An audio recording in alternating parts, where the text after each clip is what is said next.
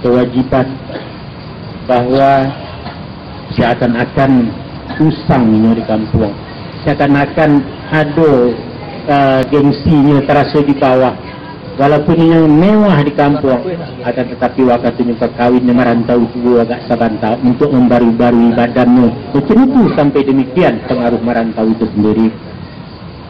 Nah, dalam hal itu orang Minangkabau dari dulu sampai kini, awalnya memang merantau di sekeliling Minangkabau sendiri, lintas nagari, lintas kampung, kemudian keluar Minangkabau, keluar Mbak Nebadabu, keluar Kisah Wangi, keluar Minangkabau, dan pada pokoknya kurang awak dan masuk kepada daerah-daerah itu yang orang belum pernah merantau, kurang awak lah membawa nafas-nafas baru, mencari hidup alternatif di luar tanah. Kurang awak lah memaja, orang-orang lain menggalih. Kurang awak pernah masuk ke Tapanuli awalnya, waktu itu orang Tapanuli, orang Batak, alum merantau ke Sumatera Selatan, ke Riau, ke Jawa sekalipun, orang Jawa tidak perantau. Dulu memang dirantaukan di zaman Belanda, memang di Sumatera Utara kini, di Medan, banyak keluarga dari Jawa, tapi awalnya adalah kuli kontrak oleh Belanda. Itu sebab makanya merantau keluar Jawa. Di kini juga merantau ini mencari daerah baru dengan usaha pemerintah, transmigrasi dibiayai oleh pemerintah, difasilitasi oleh pemerintah. Tapi orang Minangkabau spontan merantau, tidak membebani orang lain. Dan istilah mangan orang mangan asal kumpul itu tidak ada rumusnya di Minangkabau. Buat apa kumpul kalau nggak makan? Jadi dalam hal itu orang awak dari dulu memang dipacu, memang disuruh merantau meninggalkan kampung supaya hidup mandiri, supaya mencari wawasan ilmu di tempat orang lain, supaya tahu perbandingan antara adat awak dengan adat orang lain, supaya awak itu menjadi orang. Pada diri itu lihat Anda sampaikan secara garis besarnya bahwa di Minangkabau tidak ada orang Minang yang besar di Minangkabau tidak. Lah keluar Minang dari orang kadang. Sabilah siapa pemimpin kita? Yang dikatakan orang-orang yang menjadi arsitek negari itu, orang-orang yang dulu merintis kemerdekaan, tidak usah kita sabui, seakan-akan kita telah membangga-banggakan orang, tapi sejarah mencatatnya bahwa sekian banyak gadang presentasi orang awak menegakkan negara itu. Seluruhnya nak rantau. Tidak ada nih kadang di Minangkabau, sabilah sia saja. Oleh karena apa? Di Minangkabau cukup, ada tapi alun cukup. Pasti kerana lawi itu nak penuh juta, langit nak penuh bintang. Tidak ada nak lengkap saudara orang awak macam itu juga. Nak melengkapi itu orang awak mencarilah keluar. Ada dan tak ada di awak, ada di orang. Itulah manfaat dari merantau, sehingga orang awak itu tuh mengedit pengalamannya, membanding punya orang dengan punya awak, akan menjadikan inyo seorang manusia yang utuh. Orang itu dulu melapih hanya dengan fatwa-fatwa. Orang dulu tidak melapih anak kemanakan merantau dengan dibekali dengan modal pokok indah. Malah di pokok itu adalah sesuatu aib bagi anak Minang. Membawa modalnya merantau itu bukan anak Minang yang apa namanya itu, bukan orang Minang yang toladan begitu. Sianan tak bisa kalau dimodal. Tapi ia berjalan dengan tulang 8 kari dengan nasi tabung kuih, malanglang buana, lanteh kenangan yuang. Kalau angka pulang di parik kosong, tempuruang menanti di rumah, pantangkan pulang kalau tidak berarti. Saya akan demikian. Ini hanya diberi fatwa-fatwa, ini hanya diberi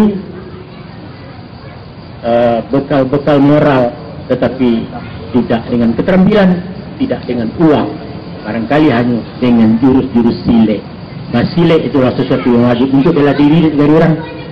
Kemudian tentu saja adalah dengan fatwa-fatwa beradat, supaya awak diterima orang, supaya awak bisa hidup di lingkungan orang lain, supaya awak jangan sampai menjadi musuh di tengah-tengah orang ramai. Sehingga antara lain dikatakan dengan melalui pantun, yaitu jadi anak kepakan iu bali balanak bali kan panjang bali le dulu. Jadi anak berjalan, jadi anak merantau. induk cari, minta nak cari, induk samang cari dahulu. Mencari ibu dan ditinggalkan, cari ibu di rantau.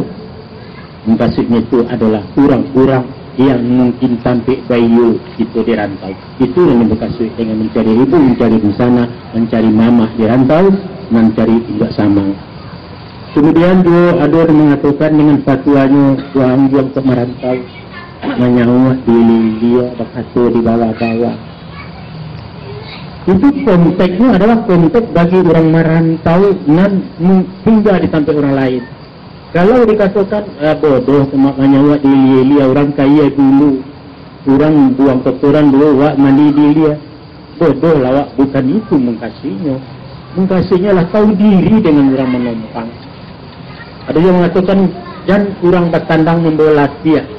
Kita sebagai tamu, kita sebagai orang merantau, kita sebagai orang dagang di daerah lain, maka hendaklah menyesuaikan diri di kampung orang.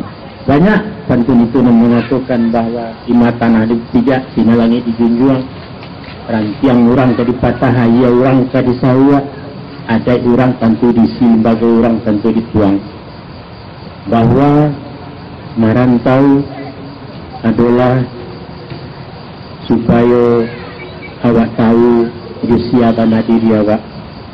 Maka kalau dikatakan di mata nanti pijak itu langit dijunjung, ada orang diisi lembaga orang dituang, berarti anda beradai.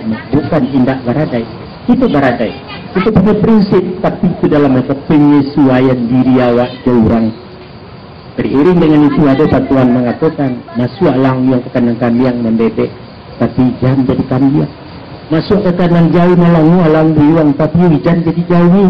Sekadar malangu, sekadar bebek menyesuaikan diri supaya awak itu jangan tercela dalam pergaulan orang. Bisa nak menggadang awak di kampung orang, andaknya lawi di kampuah, indak waria, padang di kampuah, indak barangin. Kasihnya jangan gaduh orang di awak lalu. Tanpa sesu orang dengan kehadiran awak, tetapi awak rahmatan lil alamin. Jadi rahmat awak datang ke rumah orang.